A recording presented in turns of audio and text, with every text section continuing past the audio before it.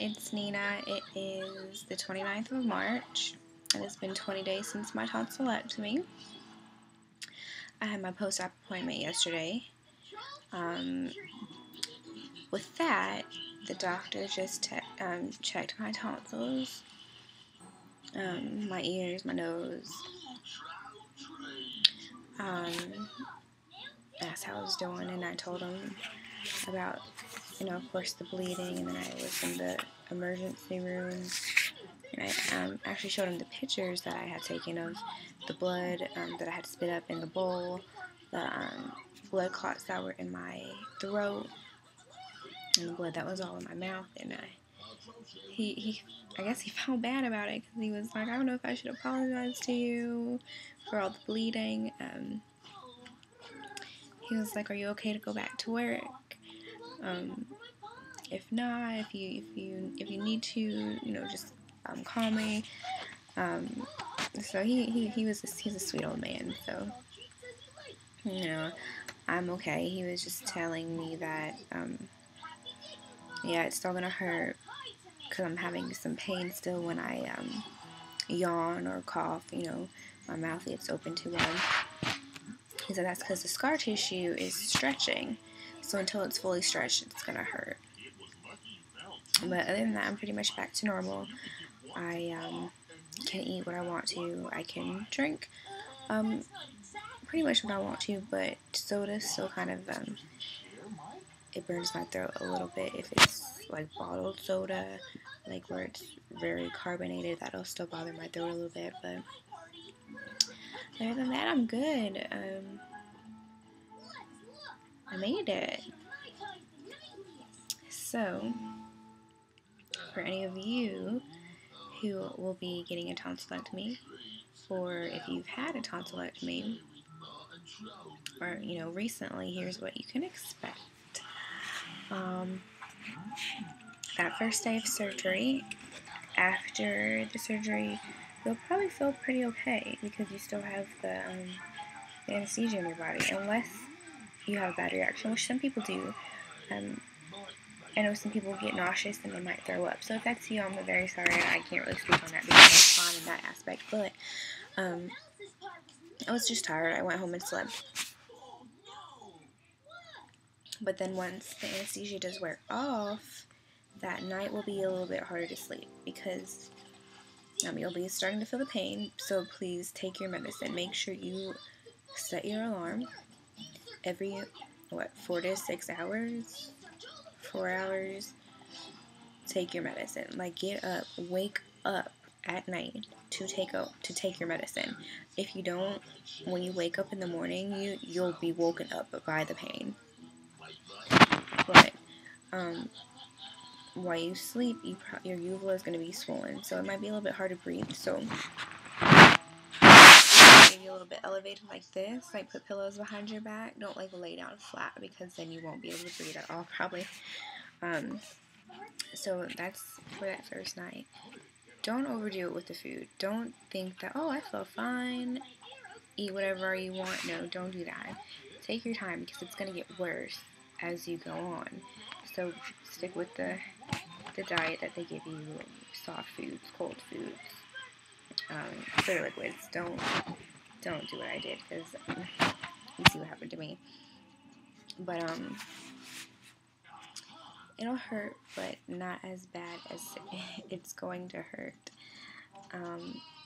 Maybe day 5-ish.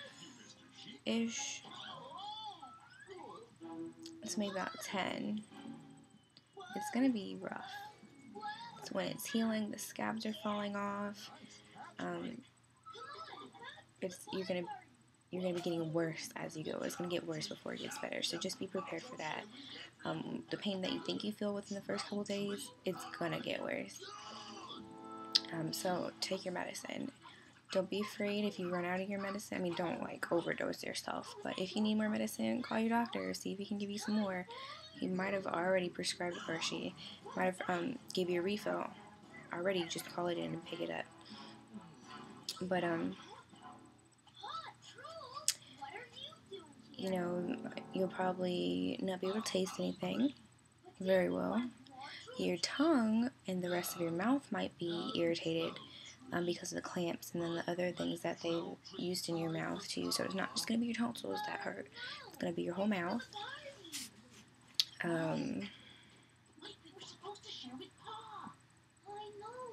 Once the scabs start to form, the white things, it's going to look gross. It's going to taste gross, and I'm sure it'll probably smell gross. It just, it has this weird taste that you can taste in the back of your throat when you can smell it. Gross, but that's what happens. If you have any bleeding, like I did, your doctor, I'm sure, has told you what to do in that case, but Afrin, the nose spray, let me see if I can find it. This right here, it's what you use when your nose is stuffed up, but if you spray like a couple squirts into the back of your throat on each side or the side that's bleeding, it's supposed to constrict the blood vessels and stop the bleeding. So try that first. Call your doctor, let them know what's going on. If the bleeding isn't stopping, go to the emergency room, obviously. There might not be much that they can do after, once you get there, if the bleeding stops, but at least they know of the situation and it's documented that you're bleeding.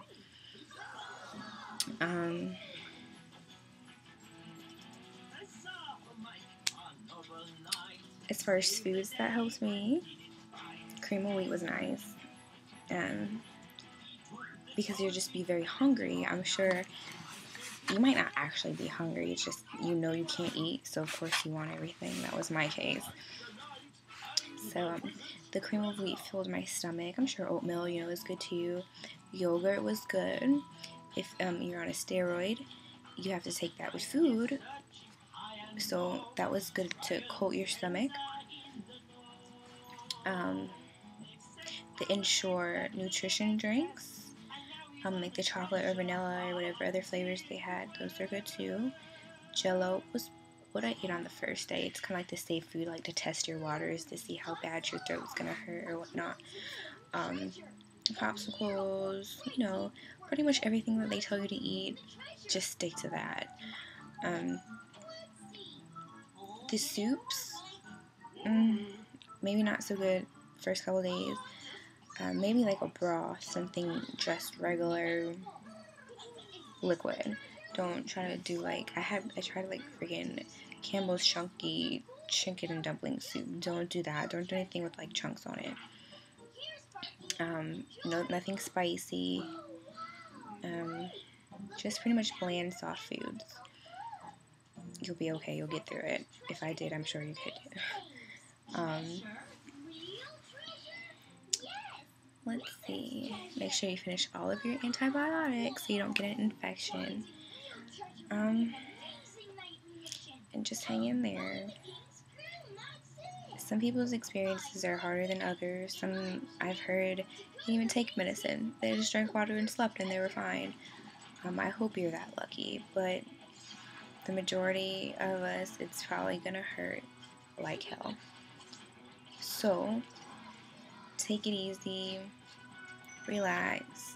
Hope you got at least 2 weeks off from work. If you have children, you're gonna need somebody to help take care, if not take care completely of your child. You're gonna need some help with that because you're not going to want to get up to do anything. You might not be able to actually get up and do anything depending on like your medicine. You just don't want to put yourself in a situation where you're not fully aware, when you're around your child. You don't want anything to happen that, just not worth it. You just try to get somebody to just take care of your child if you can. Of course, if you're married, you're going to need support from your spouse, live with somebody. Don't try to be like a badass and try to do everything for yourself. You might actually need some help.